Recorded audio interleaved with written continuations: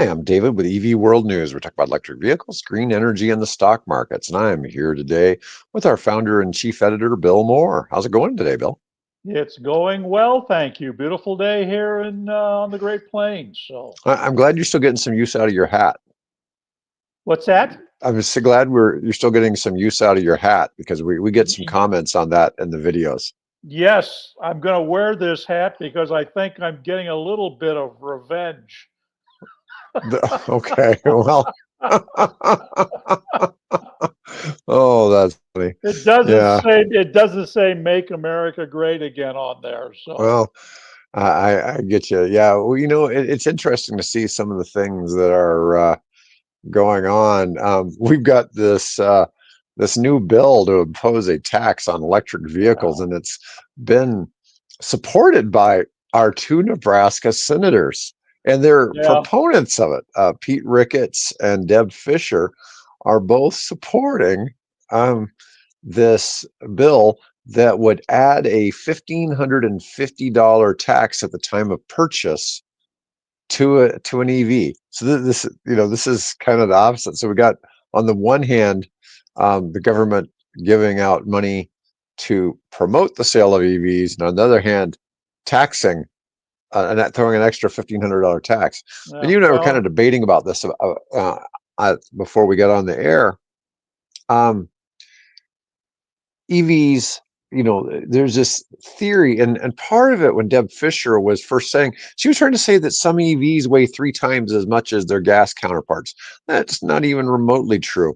I know in the case of BMW EVs, their gas-powered versions are heavier than the electric versions. yeah. Why don't So, we? Yeah, we gotta put some numbers up on that at some point here. So, no, I know that, but in most cases, a comparable EV is going to probably weigh 10% more. She tried to give this example of a 3,000-pound Ford F-150. There's no such thing as a 3,000-pound Ford F-150. They weigh the gas-powered ones weigh something like 5,750, approximately yeah, 5,750 pounds, and the yeah. EV weighs 6,100 pounds, like 350 There we pounds go. more. That's So what I like to hear. Numbers. that's only 5% heavier. Yeah. Okay, that is not a significant Yeah. difference in this case. And so this is, if you look at the thing is, an EV lasts longer than a gas car. So, I Mhm. mean, there's something to that, although that's not what they're trying. That's not one of their arguments here for this. But their idea is to impose a fee of $1,550 at the time the vehicle is bought. Now, the one advantage to this is the first buyer of the car is probably the one that can afford to pay the tax. Okay, so the government actually does collect the tax. They're not worried about collecting it, 10 years later or Yeah. whatever. But the thing is, the taxes on cars, I mean, here in Nebraska, you're already paying, when you renew your tags on an EV, you're already paying an extra $150 a Yep. year Yep. for driving an EV. And what do you say it is? It's 75 for hybrids? Yeah. It's now they didn't used to charge you anything for it, and now they've added. I think my our Prius. Plug-in hybrids, right? Only plug-in hybrids have that. Well, no, yeah, I don't know. I guess I will find out when I go in and renew the Prius. Hmm. The Prius is just a standard Prius, although for a brief window of time, it was actually a plug-in with 5 miles of EV range. So wasn't Oh anything. my. Yeah, well, it was experimental. It Hmm. was long before Toyota ever got serious about, Five build. miles. Yeah, it was 5 miles. But anyway, that's another story for another time. But so yeah, so I don't know. I'm not clear as to whether that applies to a standard hybrid or whether that's a plug-in hybrid, of which Prius now, Toyota now has such an animal, and of course General Motors and Ford and others. So Yeah. I should point out that apparently that $1,550 is the maximum amount. That apparently they take the weight of the vehicle and the size of the battery into consideration. That I guess they somehow prorate what that tax is based on. How big the battery is and what the weight of the vehicle is. Well, you and I both feel that there's probably some fair number, right? But when they start Yeah. out by saying as much as 1550, that seems excessive. Oh Okay. yeah. Yeah. I mean, And if it was for the life of the, if it's only a one-time fee for the life of the vehicle, something like $500 would seem probably more appropriate. yeah. But that could be the case. Maybe if you, bought a Volvo EX30, which doesn't weigh that much, um, maybe it would only be $500. But Yeah. they're not really giving that here. But I do know when I So saw the Deb First Fisher initially proposing this, she was using horribly inaccurate data. She had no clue what she was talking about. am I surprised? Well, yeah, but I'm embarrassed to think that somebody from Nebraska that's Yeah. managed to get in the Senate, Yeah. um, Mike and I discussed this. It's not like Google doesn't exist. Okay, Yeah. I could Exactly. understand 40 years ago when we didn't have instant access, or it's like if only we had a computer in our pocket, which we do Even today. even better, Hmm. just go use one of the new AI chatbots and Hmm. just type a simple prompt. What is the average weight difference between an automobile or a pick, whatever you want to do, and the electric version of that in percentage? Just type that as a prompt. You get in seconds. You don't even have to go to Google and do research on car makes and models and specs. Don't have to do that. You just type the prompt in and bang, it comes up. I'll give you an example. I'm doing research, as you and I know, I'm doing research on how on this supposed shortage of airplane hangars, right? Hmm. So I wanted to know certain specifics about where the airports are and what the average number of aircraft are there and all this kinds of thing. Oops, sorry. You just simply type a prompt now into, I've got 3 different AIs that I use. You just type a prompt in and seconds it's back with the answer you're looking for. So it's not like you've got a staffer who's got a lot of research he's got to do to come up with the answer. You can do this on your phone now. Hmm. So I was doing some of that while we were talking. The weight of a Tesla Model 3 Performance, which is the heaviest version of the Model 3s and the fastest, is about 379 pounds heavier than a similar conventional car. That's probably 10% difference. Yeah.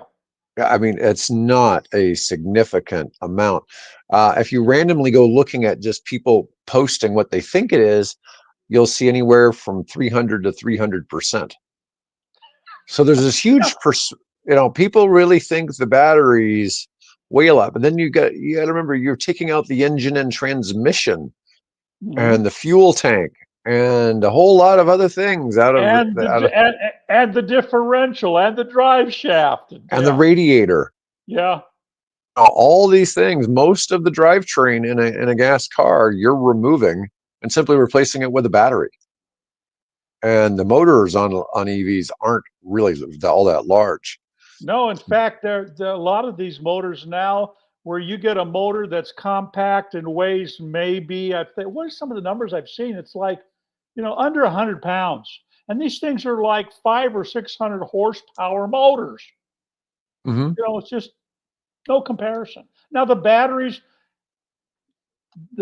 are heavy. There's no doubt about that. But even that is coming down because we're changing chemistries. We're developing more energy density per cell. Those things are becoming not as much of a sticking point or argument as they might have been with some of the early models. No, well, anyways, there's just so much of this is just myth that there's so many myths about EVs that there's always some truth to it, right? Well, sure. Because you and I have talked about it. The Hummer EV, maybe it deserves a $1,550 extra tax. It's already $110,000 Yeah. What's starting the price. yeah? Okay, but it weighs 9,000 pounds. There might be a gas car that only weighs a third of that.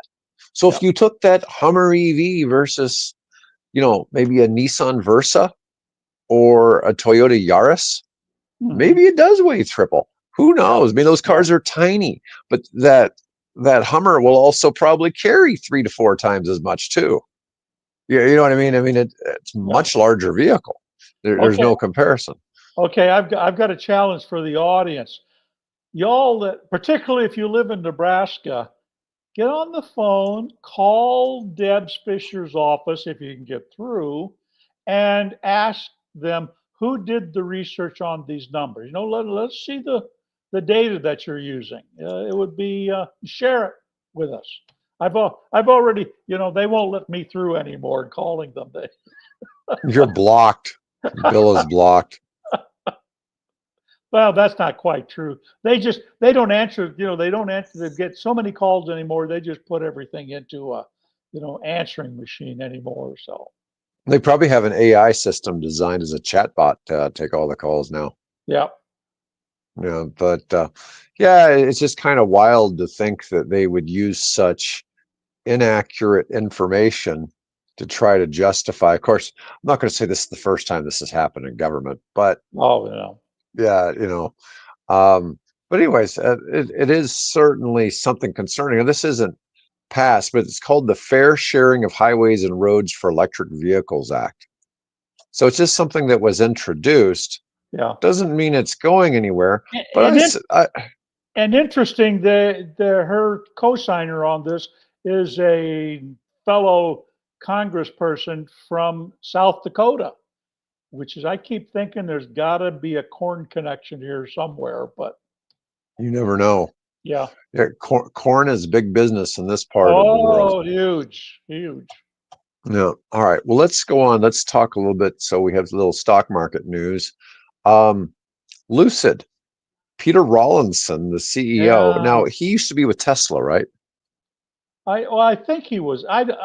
Honest, I don't know his complete history. I don't.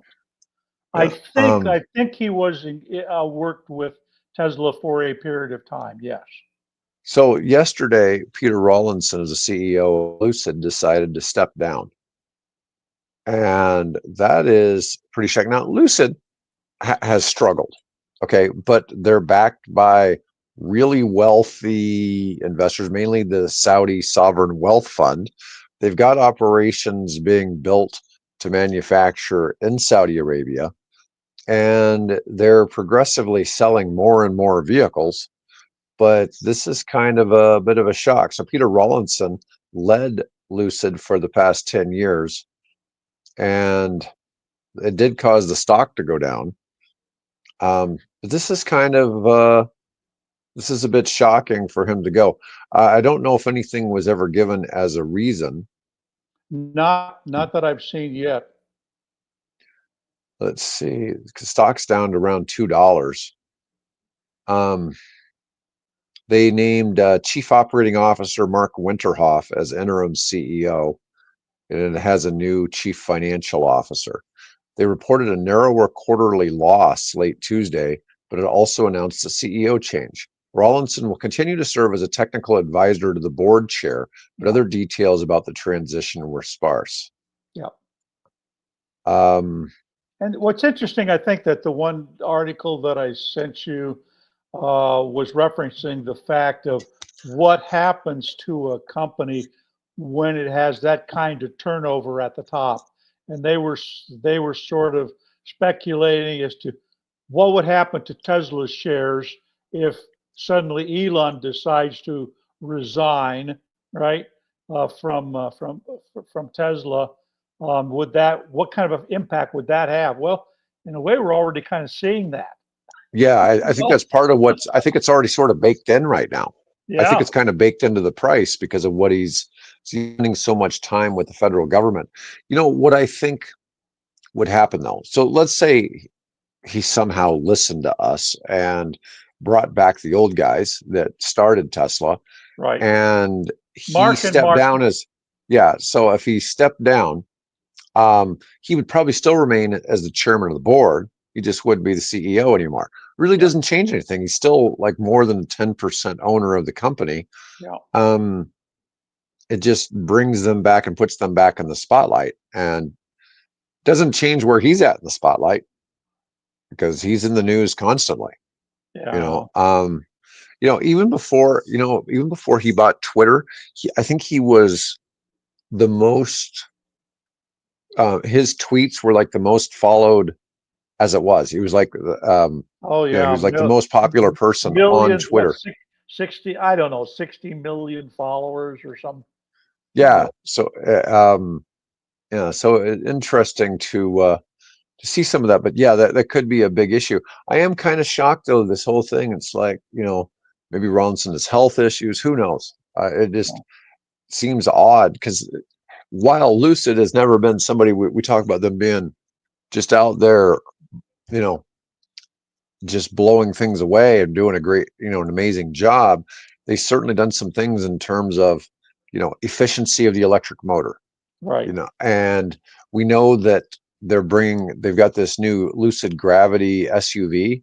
Probably right now is one of those times when people are having this hate for Elon Musk, maybe they'd start selling a lot of it versus the Tesla Yeah. Model Y. And then there's the program he started where he talked about he wants to be, he wants to be the Lucid inside, right? The Intel inside, the Lucid inside for electric cars.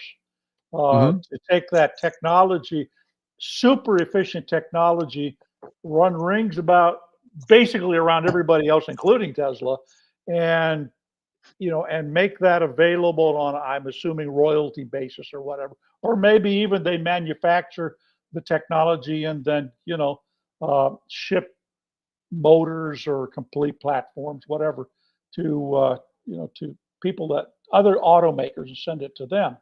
Uh, what happens to that program? I hope that kind of goes through because they have some really great technology. Let's not let that die. No, no. I'm sure it's not going to die. This isn't the end of Lucid by any stretch, but it is kind of shocking. I mean, they didn't reach out to me to see if I would come take over. I mean, if I were, I would really focus on the development of sales in the Middle East. I really think that's going to be a huge deal for them. And Okay. I think that, they will become a super popular product since it's going to be made in the Middle East. Well, And so what's the mark? I mean, apart from a few wealthy, Emirates, where else do you see that market? Egypt? well, you've got all of North Africa. Okay. You've got, I would say, anywhere in the Arab world. Well, you You have know, no, they've got competition. There are a couple of major OEMs manufacturing cars in Monaco, or not Monaco, but Morocco okay, already. So yeah, but there's they obviously aren't going to have the same well, they no, moniker as Lucid, yeah, that's and Lucid's definitely a status symbol because it is up there in price with a top end Mercedes, yeah. and so it's definitely targeting a different space. But that would be, and I think that really is what I saw was going to be kind of their focus for what the Saudis want. The Saudis want manufacturing, they want diversification of Yeah, industry they need it. Yeah. because they know that they can't live on oil forever. Yep. So, they've got to do other things. But, anyways, we'll move on from that. So, yesterday I was talking about Tesla sales in Europe are down 45%, but at the Hmm. same time, EV sales Yeah. in January are up 34%. So you Yeah. can't blame it on the market. Nope. Can't blame it on negative market forces. But wonder if this. So battery electric vehicle sales grew by 34% year on year in January, with 124,000 new registrations. Let's say EVs overall had a 15% market share, up from an average of 13.6% last year, marking a strong start to the year, which included EFTA states, which that's Iceland, Norway, Switzerland. I don't know what EFTA stands for, but and the UK. Total battery electric. Let me see. Oh, when including, okay, I'm sorry. It was 34% in the base EU. This did not include Iceland, Norway, Switzerland, and the United Kingdom. Okay, When which are you, peripheral yeah, to the EU. but Yeah. if you did, then sales jumped 37%, not 34. So they Ah, actually grew faster in those markets, and the sales would have been 166,000 units. And here's a shocking one. So Germany last year had negative EV growth, right? So that was like the first time we've ever seen a country have negative EV growth. Well, Germany had the biggest growth in January, a 53.5% increase in battery electric vehicle registrations. They had 35,000 new EVs in January, more than the UK, and it was the top EV market. They had been the top EV market in Europe in 2023. In 2024, it was the United Kingdom, yeah. and now it's Germany again. Um, Das ist sehr gut. France remained pretty flat, only had a 0.5% rise. Yeah. So I'm sure there's probably different incentives in each country, but Germany got rid of incentives. So, And you kind of, they're still selling record numbers. Interesting. yeah. So the surge in Germany follows a slump in January 2024, which was a year ago, a year and a Right. month, when the abrupt end of government EV subsidies saw registrations plummet. Throughout 2024, sales in Germany gradually stabilized, and January's figures suggest a return to normality, but at a significantly higher level than the previous year. Um, Now, while EVs gained ground, the overall EU passenger car market shrank 2.6%. So Mm. car sales were actually down 2.6%, which in the car business, that's a pretty big deal. Sales of plug-in hybrids also went down with an 8.5% drop. It was pure combustion models that took the biggest hit, with petrol cars down 19% and diesel down 27%. I've often said, though, that EVs, a lot of the first adopters are people switching from diesel. Yeah. And, because we used to really have a lot of popular, like Volkswagen diesel vehicles, Hmm. right? I mean, because some of them got like, I think the diesel Jetta or something like that was getting like 44, miles to the gallon diesel. Well, depending on the test, that Yeah, was a yeah, whole. yeah, yeah. Well, we're not going to go into Volkswagen that, has had some questionable, Yeah. um, data that they've put out to the market before. Yep. Yep. Um, but let's see. Now this is an EV growth. It was Germany was top, followed by UK. Oh, this is actual numbers. Um, yeah, in terms of actual numbers, it was Germany, then the UK, then France, Belgium, Netherlands. Denmark and Italy recorded the highest year-on-year growth. Denmark was up 123%. Italy was up 126%. But apparently their Excellent. starting numbers were pretty low. And it's tough because some of those countries already have such market penetration that, at a certain point, that last little squeeze isn't going to realize a whole bunch of increase, right? So, because a lot of this is measuring growth, and you can't have growth if there's nobody else left to sell to. Right. Yeah. So that's why, like Norway, Sweden, Iceland, Denmark really weren't big in there because for the most part, they've already made the transition. But yeah, that was interesting. But the whole fact that Tesla's sales are down so much is just kind of Yeah. nuts. The one thing is Tesla makes the most profit per car. They can always lower prices to affect that. And they're probably waiting At to some see where point. this Yeah. goes. Yeah, they Up don't to see that. the point of this. Yeah. All right. So now it's time for us to move to our not so favorite technology, hydrogen. So we got a couple of deals on hydrogen today, Yes. and In you a know, nautical yeah, maybe there's a use here. context. Yeah. So, and this is coming from CNN. Okay, fishing boat for energy will make hydrogen as it sails. This is a clever idea. So they're Yes. using AI to predict where they can get the most safe wind power. And so this catamaran, like it's showing here, would be, and I'm assuming this is going to be enormous.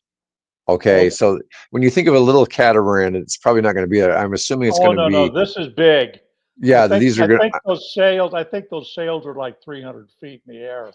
Yeah, I was going to say it's going to be the size more of like a cargo Right. tanker or something like that. Very large. Now Um, the idea here, which is why I decided to share it. Because there's an earlier story that I shared where there's a company called Green Navy, which is based in Brittany in France, that has is in the process of building a hydrogen fuel cell powered ferry to handle about 200 passengers. What's interesting about this particular story is that they would use not the sails, to move cargo. What they're doing is using the sails to propel a a generator below the surface of the water that when it spins, it sends its electricity to an electrolysis device in the vessel, and that electrolysis device takes seawater and splits it, the oxygen and the hydrogen apart, and stores the hydrogen. So, for example, it would set out from the coast of France or Spain or England, basically empty, right? All that hull of there's a catamaran, giant catamaran, would be empty, but it's empty space. And as it's sailing down the well, it's not the Gulf Stream there, but the trade winds down the coast of Europe, using wind power to move it forward. And as it's moving forward, that little generator below the surface is creating electricity, which makes hydrogen, and they store that in the hull so that when they get to the Caribbean or they get to South America or they get to North America, they then sell the hydrogen to Houston or Savannah or wherever the port might be. Then they put back out to sea. They sail along the Gulf Stream back across to Europe, doing the same thing, and they can sell the hydrogen there. Now, I don't know if that's really doable or not, but that's really creative thinking. yeah, it's simply that's why they basically call it a fishing boat for hydrogen because it's simply Yeah, doing the same thing that you know all these big fishing fleets do. It's yeah, going to go around. It's going to use solar and wind to power the creation of the hydrogen, so there's yep. no net loss or whatever, and create this. Now, you were saying the very first ones are going to cost about $24 million a boat, but as they go along, they'll get that number down to less than 10 million a boat. Yeah. And the Goldilocks algorithm sails 6 million virtual miles in 0.02 seconds to choose the next mile of optimized route. That kind of data wasn't available 10 to 15 years ago. When you add all of that together with the onboard tech, you've got what's effectively a fishing boat for energy. Yeah. It can only produce the prototypes only produce a few kilowatts of power, comparable to a small urban wind turbine. Drift is working on a new design in the 1.5 megawatt range, comparable to a large wind turbine about 300 feet in height, which will be in the water in the next 2 years and from which commercial models will derive. These ships will be 190 feet long, so it's pretty decent size, and produce Hmm. up to 330 pounds of hydrogen gas per year. Now, I don't know, you know, Now the trick is it manned or is it autonomous? they are going to have a crew of about six. initially. Okay. They would like to make them autonomous eventually, but Yeah. initially they're going to be Well, crewed by 6 people. you could see that in some of the illustrations they have these as a fleet, and so you could almost imagine a fleet of these things sailing, at one of which is the master controller, right, with the crew on board, and the other crew members are simply there to lend support and to maybe make sure that all the other avionics and autonomous systems are working. But I could see that operating as a fleet of you know a dozen or 20, 30, these vessels making regular passages back and forth across the Atlantic. All right, so let's do some napkin math here, Bill. So let's say that they make a few of these because they're talking about an initial order of 40 vessels. Let's say that average cost, including the first ones, is $10 million a vessel. Okay. Okay. Now, let's just assume these boats have a useful life. Uh, God knows how many years. Let's just, if we're just using 10, so that's $1 million a year, right? Right. 330 pounds of hydrogen gas per year means it's costing $3 a pound to produce hydrogen True. gas. Yeah. Now, if and I don't know if hydrogen gas by the gallon weighs the same as other gallons, but I'd assume that a gallon is still about 8 pounds. I don't know how that plays Well, out in other liquids. I'm trying. I used to know.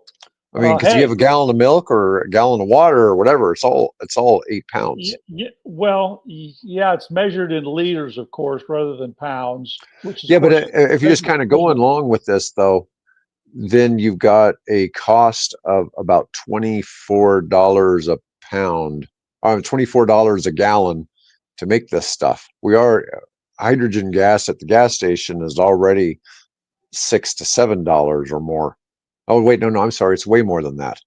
It is like I think remember we were figuring it was about 100. It's around $10 a gallon, I think.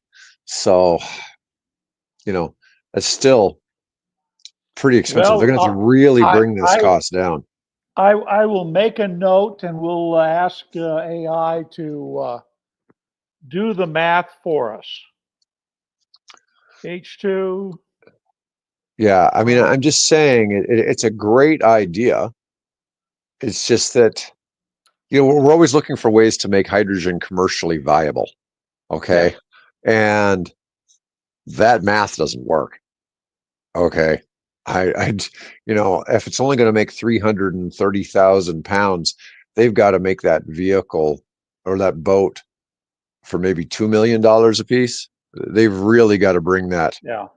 cost down because even then, that's still $5 a gallon to bring that in. And hydrogen as a gallon of fuel still does not hold the energy of a gallon of gasoline. So you'd No, still not be. Yeah, not until, obviously you have to compress it, and you have to compress it to the point where it actually becomes a liquid, And right? once again, doing my napkin math to be the same, a gallon of gasoline versus a gallon of hydrogen, to even be similar, you'd have to build this boat for $1 million. And they're saying the first one's going to be 24 million. They're going to bring it down into the teens, or I'm sorry, into the single digit millions. But they've got to bring it down to about 1 million for No, it to that be. would be hard. That would be hard. Yeah, and the thing is, we already know that electricity is about 1/3 the cost of gasoline, for the equivalent power. Mhm. And so it's just, we keep going back to this. I mean, hydrogen, there's all these great ideas. I mean, Right. they seem outstanding, but in the end, you can be about saving the planet all you want, but in the end, it's going to come down to market realities. Right. And Well, and you and I both know that EVs are going to take over just due to market realities.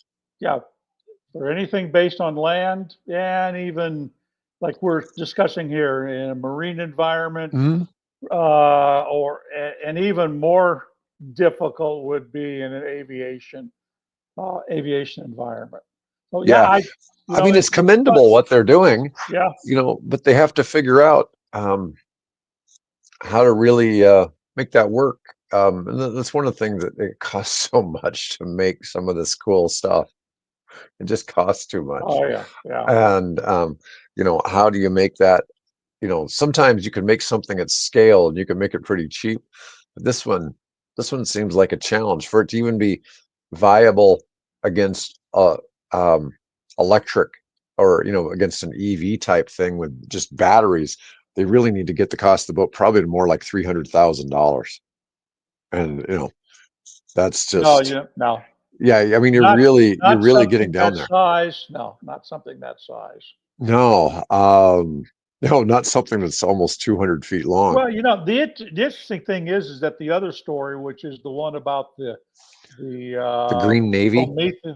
Promethean ferry, Mhm. they talk about the fact that it's going to have it uses not Tesla, I'm sorry, Toyota fuel cell technology, and the vessel, which is another catamaran, will haul 200 passengers. But I didn't see anything regarding how much hydrogen needs to be stored, what the range is, and frankly, where's the hydrogen coming from? Now, I could see because the electricity in France is generated for the most part by nuclear power, and you can Mhm. take that electrical energy and convert that, use that to convert hydrogen. So I could see that being a way, but these stories like this just so often ignore those very important questions, right? Um, So this is called the Highvolution 2025 Expo in Paris. A company called Green Navy announced that it's Prometeo. It's kind of spelled like Prometheus, but right. Prometeo. An electro hydrogen catamaran will be the first vessel to integrate their special hydrogen fuel cell technology um, that comes from Bureau Veritas Marine and Offshore. It's a secure plug and play model that utilizes Toyota's advanced proton exchange membrane fuel cell technology. This will, let me see what it's supposed to do. It's dedicated to passenger transport, represents the future of clean energy solutions. Their choice of the fuel cell was justified by the maturity of the equipment, its adaptation to a marine environment, its operational safety. Oh, the batteries can deliver instant variable power to the propulsion. The storage of hydrogen gas in pressurized bottles means the energy supplies can be adapted according to the vessel's requirements and the operator's needs. But it once again doesn't say if it's coming from dirty hydrogen from the oil and gas industry. Um, you Well, know, from France, I don't think that that I think that's less of an issue. Again, just simply because of their grid is largely powered by nuclear power plants. So I don't see that, they may have still some coal plants and things like that, but that's something they've dedicated themselves since the end of World War II. Moving away from that, they don't have much in the way. I mean, they gave up all their African colonies where they might have tapped, oil out of Libya or wherever. mhm. Um, so no, they would probably, if it's going to be green, I would imagine it's France going to be the ones that'll create it. But is that the best use of Is that the best use of the electricity? Yeah, no, that's kind of thing. And even, Reza, you're right. Solar is getting cheaper and more efficient.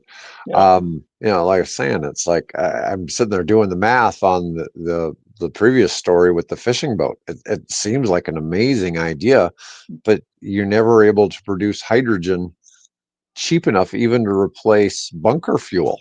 yeah. Never mind. Um, I'm not saying everything green has to be cheaper than fossil fuels, but it needs to at least be in the same realm. It can't be something where it costs 2 to 3 times as much. But we look at all these things. We've looked at sails. So that device is powered by sails, and we've looked at sail. These new 300-foot high sails on merchant ships. Yeah. Great idea. Why not? I mean, these ships don't really go that fast to start with. Even if it only made them 50% more fuel efficient, it's worth having the sales, right? Then you combine that with maybe having some solar panels on the deck that charge a battery, or or whatever, or the extra energy that comes from the sales charging up batteries. I mean, there's a whole lot of ways you can combine more than one green technology, um, and maybe still have a little bit of bunker fuel there for an emergency. But you could significantly, if you combined one technology, with the other, like the sales and then solar, maybe you could cut that usage down, pretty heavily. Maybe you could cut it down by 80%. I mean, all of those are a big step up. It's just like what I've said a lot of times with Toyota. Toyota's certainly making their hybrid cars way more fuel efficient than they were 30 years ago, and, so it's interesting to see where some of that goes. But yeah, it's not that I have anything against hydrogen. But I'm just being realistic about the economics of it. I just don't see how you ever make it cheap enough. I get all these things like, well, water's free, right? Yeah, but the boat cost $24 million to build. So regardless, you have that $24 million sunk cost. It's really hard to ever recoup that. Yeah. And I'm just trying to be realistic. And even then, like I said, if you built the boats for a couple $1 million each, you still can't do it. And remember that what's it take to to cross the Atlantic on a sailboat? It takes at least several weeks to be able to do that, and sometimes even longer. What was it? The Mayflower? They were at sea for like 5 weeks or something like that. You just So how many round trips can they make? Producing hydrogen from that vessel? What, maybe 10 trips, 20 trips, something like that? I don't know, but they were saying though it could. Let's just assume that they're accurate. They could produce. They said 330,000 pounds a year of hydrogen. But so let's just say they're producing 1,000 pounds a day. Okay, but they're having to, occasionally they have to onshore. But those numbers, I'm sure, included the amount of time it took to dock. At least I'd like to think that they factored all of that in. But that's, my complaint is that how many years does that thing have to run for? 100 years to pay off? Yeah. What's the useful lifespan of a boat? I mean, it's not like the HMS Victory. Yeah, or the USS Constitution, right? Yeah, but so I've seen arguments about this. So the Victory is still something like 80+% original, whereas the USS Constitution is basically a new boat. Oh yeah. There's something like 10% of the original USS Constitution that's still in that ship. Everything else has been replaced. Yeah, I was actually there, and saw the tip, the bend where they were taking off the old wood and dumping it into the bend, and I thought, geez, maybe I wonder if they'd let me have a piece of that, right? Well, so you could sell it. You could sell it on eBay. Piece of the USS Constitution. Yeah, exactly.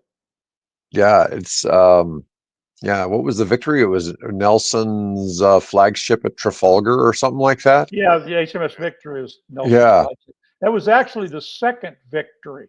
There was actually an older version of Victory, and what Nelson had was the newly launched. I think it was something in the mid 1700s, 1770 time frame when his version of the Victory. But there was one that was actually an earlier model. Here's a fun fact. You know where the British built most of their ships of the line? I'm sorry? Do you know where the British built most of their wooden ships of the line? Well, I was going to say Portsmouth, but probably somewhere else. So in India. Oh well, that would not surprise me. Yeah. They made them in India, Indian designed, and well, the Indians have a long history of being ship knockers. We know that. Yeah. So I've always thought that was kind of cool. Anyways, Bill, that's all I've got for today. Well, that's plenty. We've kept ourselves entertained, and hopefully the people listening in amused. Yeah, yeah. Oh, and we didn't respond. DRS Metal was talking about Musk's behavior, what he's doing in the White House. Yeah, overall hurt EV sales across the world. Yeah. Well, yeah, that's true, but we're looking at it's mainly hurting Tesla because, like we were talking about with Europe, Europe's sales are way up, and yet somehow Yep. Tesla went the wrong direction by a huge margin. Oh, and we're seeing articles now, people saying, are you looking to get rid of your Tesla? You're looking for an electric car that's not a Tesla? Look at these models, right? Because we do have, at one point, we didn't have many models that you could look to that offered the same performance or styling or whatever amenities you happen to like. We're getting, many more of those. In fact, I guess the number two car to replace Teslas in the United States is the Ford Mustang Mach-E. Well, they're Sales, nice. They're yeah, nice vehicles. We talked a little bit about a Polestar deal. Polestar, if you'll trade in your Polestar, Teslas, offer an extra yep, $5,000. yep. Um, if you're tired of your Tesla and want to switch to them, which is kind of fascinating to see. Um, anyways, all right. Well, folks, Okay. well, thanks for chiming in. Bill and I will be back next Tuesday. Otherwise, folks, have a great day, and we'll see you then.